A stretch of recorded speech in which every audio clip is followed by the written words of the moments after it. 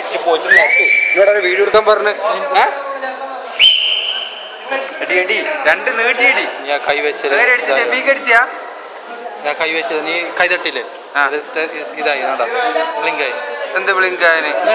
ആദ്യത്തെ എടുത്തനി ഇതാ തലക്കിട്ട് തരും. ഇപ്പൊ ശരിയായി. ഒരിക്കൽ വെച്ചല്ലേ വില. ആരെ വിസിലടിച്ചേ? മന്ദന നിങ്ങൾ അടിച്ച മന്ദ.